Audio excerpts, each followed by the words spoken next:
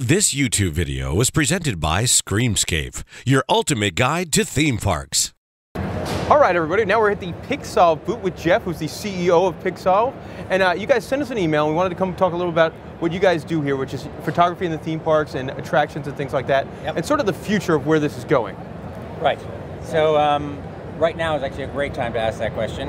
And I'll just, in terms of what we do, just a basic question, so obviously we capture photos and video at theme parks and attractions around the world. Been doing that for about 20 years, so whether it's Asia and Hong Kong or the US, Europe, UK, and we capture about 120 million images a year. Now, what are some of those famous parks that our fans would know you guys from? Right, so Legoland, most of the Madame Tussauds, wax museums, Kennywood. We do quite a lot of the, actually a lot of Legolands in Europe. Alton Towers, obviously big site. The London Eye, so big wheel. There. You know, and the coolest thing you guys have is from Legoland a few years ago, we were able to get a photo that was printed on bricks. Yeah.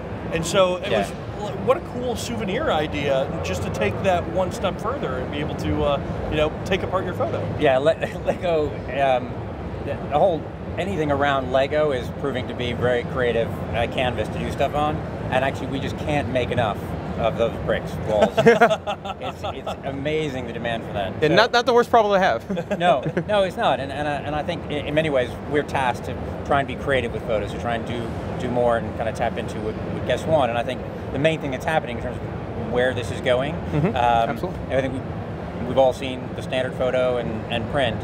And I guess I'd simply describe it as today is a world where you've got photos chasing the guest.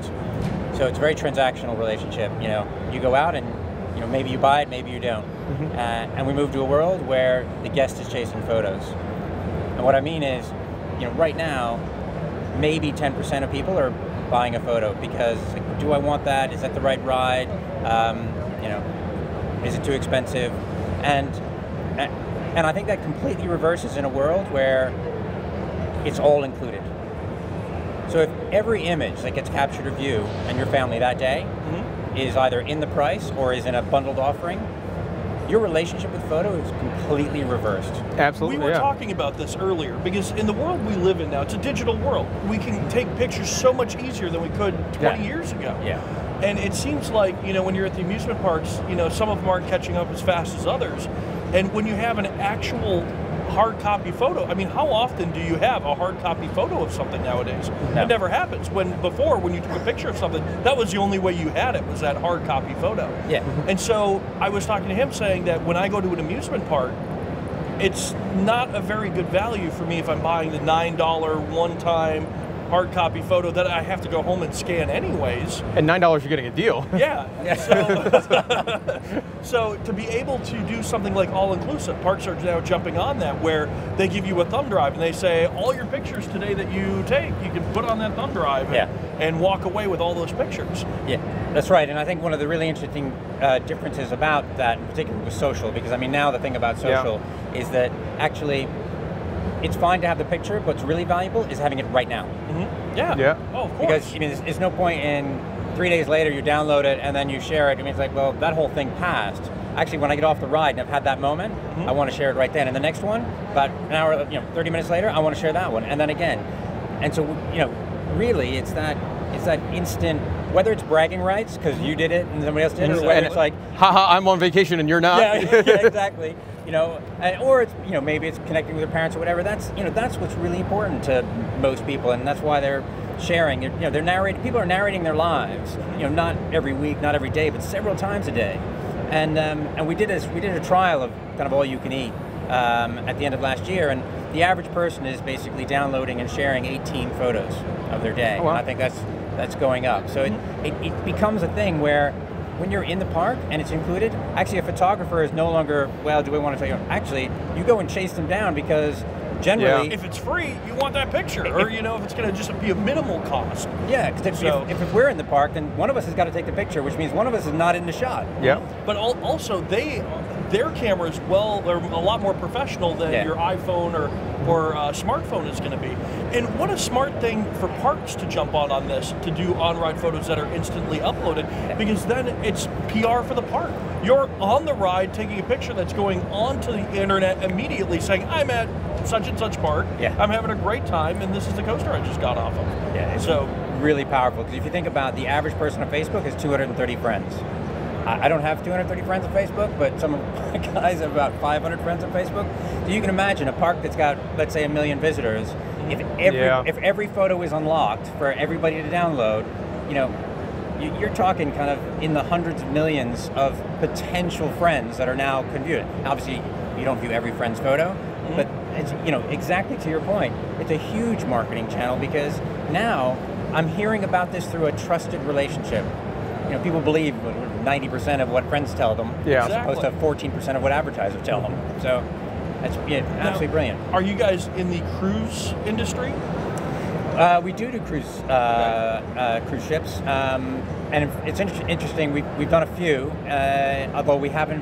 When we've started to get more demand, in fact, we've heard from some cruise ships that are being built now to be launched in 2 years, where they want to build a full experience, an end-to-end experience with photography. So that's I don't know. We both do a lot of cruises as well, and that's one place I thought was way behind on the times. Oh yeah, because it's the way they do it on cruise ships is they take your photo everywhere, but then they print every one of those photos up and then put them on a wall that you then go and you have to search through and try to find, you know. And even when you find it, you're like, okay, do I want to pay the $20 for this photo? Maybe I'll do the, you know, really nice dress-up night photo or something that, you know, one of those things. But most of the time, it seems like such a waste of, you know, paper and resources. When I would think something like this, in the end, you know, I think you would be getting, you know, if you did a cruise where you got, you know, all your photos are going to be $35 or $40, I would buy onto that in a heartbeat. And it seems like they would be getting more money off of everybody if, you know, 50% of the people were doing that, opposed to the like 10% of the people who were actually buying the hard copy photos. And then the photographers are not annoying to me. I just went on a cruise. They came up to me every single meal. You know, here's the pirate. You're getting off the ship. Here's a dolphin walking around. Take a picture. Like, no, I don't want any more photos. Because you know you're not going to buy it. But if they were on my, But if you knew that you were going to walk away with the photos, then you would be bugging the photographer. The photographers would be overwhelmed. Yeah, and that's exactly what happens. And in a lot of places, so we're now planning on bringing more photographers in, because you got to keep up with the demand of people chasing them down. Yeah. Which is, you know, which means that photos is now, it's just part of the experience. And if, I guess, you know, in some ways, my analogy is in 5 years' time, if we were sitting down here, I think we're heading into a world where it's like Wi-Fi in coffee shops. You know, when we were sitting in coffee shops, you know, 7 years ago, and it was kind of like somebody would have Wi-Fi and you'd be like, oh, well, that's cool. I might even pay for that. And now you go in a coffee shop, it's like, oh, what? There's no Wi-Fi? Oh, that's annoying. I'll go to the one across the street. You know, it's like, what? You know, and I think it changes. It's just part of it's part of the experience. It makes it a better day, because actually you're chasing the photos down, you're collecting more, you're sharing them, and then you, as opposed to, well, I might be buy one of those. So now, can we talk a little bit about the process? I just rode the ride. How does that picture get to my phone? Right. So we're probably on a journey with that one, but right now the way it gets to your phone, and we've got an app. I don't know if you guys downloaded the app yet. No. Yeah. You have? No. Well, we must fix that. So right now you get off the ride, and we've got you can either scan using a barcode, so you can use the camera on the phone to scan QR a code kind of thing. QR code kind of thing, or you can type in a code. So you kind of go up to a kiosk, or you go up to the sales desk. You say, you know, that's me, or you find yourself, and then you either type in the number once you purchase it. Right now, most customers are still in a transactional mode, or you just kind of scan that barcode, and that's how you claim it. I think over time, it'll become easier and easier with probably scan points. I suspect we'll eventually see kind of NFC readers and like on roller coaster seats or that sort of thing.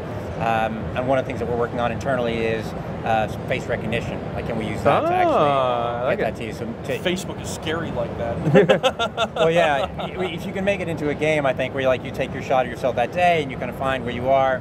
So there's obviously privacy stuff that we need to work through, but I think there are ways to make that fun. And for some people with a lot of money, I'm sure they'll do RFID. You know, I was just going to say that there's a couple of parks that have been going big with these wristbands. Oh yeah, only a couple $1 billion. Yeah. I wonder if it's possible to put like memory cards in there that you would just boop, scan, and now the picture's in your wristband. And when you go, hook it up to your computer or whatever you'd have to do, get it off there. I don't know. Yeah, I maybe just gave him $1 million idea. I have no clue. Yeah, write that down. Yeah, no, and I mean fundamentally, the phone just becomes an extension. It was just, I mean, when I started in this industry 10 years ago, having had a background all in tech, and in some ways my first view is, particularly in theme parks, that's where your adrenaline is rushing. That's where it's about the active experience. You're out there, and that's not really the place that you're going to take your phone out, and I was so wrong. Because you get off the ride, out comes the phone, check stuff out, you're in the queue for the next ride, like, hang on a minute. If you're doing that anyway, why not give you something to do which is absolutely related to what you're doing that day? Make it bigger. Exactly. So I think the phone is the extension, and then you can do other things like, you've been on the ride, that was really good, rate it. Start to do all the social stuff that you do, with your other social apps or that's a good idea for IAAPA. You should write that down. He doesn't even have a piece of paper. He's just playing with the monopod. Well, this is awesome. I mean, we've been talking about technology on the show the last couple of weeks, and it's just amazing, like how we talk about just even the phone and where we were 15, 20 years ago, and now your phone is everything. It's your calendar, it's your alarm clock, it's your camera. It's on Clint's watch. It's on my watch. Yeah. Cool. Nice. Yeah. All right, Super nerd powers. We need to Yeah, no, you're right, and I think that in that sense, we're tapping into something, a consumer behavior which is there. We're not asking them to do anything. Actually, this is something that they're pulling out from us, and so to a question you asked earlier, that's why we think by 2020, print is for anybody who hasn't made the move, it's going to be half of what it is today. That line in our customers' P&L will go away. It won't. Print isn't going to die completely. I can absolutely tell you that for a lot of people, they're there for a special occasion. They want to walk away with something. It was an important day. It was an important thing. I want something physical. But in terms of the full body of what people are going to be able to do and want, it's going to be the digital animal, and it's going to be the phone, which is where they're going to be collecting it. And then, they'll get home and they'll do other things. But it's that end-to-end journey, whether they're going to the hotel and still playing with it. It's bringing that to life in the digital world. And in some ways, I don't know, you've probably seen in some theme parks are now putting huge display monitors, 60-foot monitors, where they're almost trying to get into TV and making it more of an immersive experience. And there's some really interesting things that a number of parks are doing. And the conversation we're having with them is, well, actually, could you get the pictures up there? In fact, could somebody from their phone push it up and be like, what's my 15 minutes of fame? Yep. Cedar Fair TV actually does something with that in their parks, where very nice. You take a picture right out from your phone and you tweet it, and then they grab all the tweets that have that hashtag for the day and put it right up in the queue line TV. Yeah. So you talked about using your phone while you're in the queue line. I mean, you're in an hour wait. That's the way we get our attention. Be able to get through that hour. It's just playing on the phone. People don't talk to each other anymore. No. Give up on trying to get them to talk to each other and just come to their phones. So that's brilliant. Yeah. Very cool. Well, Jeff, it's been a really interesting conversation. It's been a pleasure. I mean, it's great to have a conversation where it's like I'm preaching to the choir here. Everybody's like, we're ready to convert. You need to come to my local park and get them away from printed pictures. Yeah. So the journey we're on is in some ways just begun. So when you do download the app, you'll start to see regular updates, because we've got a team of about 25 developers all working on this stuff. Features are going to start coming out. If there's any feature ideas that you guys are like, it would be really cool if I could, put captions on the pictures, or I want to see it backwards in 3D with, yellow, put eyes. Butterflies in there. Then tell us what it is. Let's get it on that list, and we meet again in 6 months. It'll be moved on quite a lot. So and we'll be on as consultants by then. So. Yes, that's right. We already got one of those ideas now. Unpaid consultants, unfortunately. It was great meeting you. All right, yeah. All right, thanks, Jeff. Very much.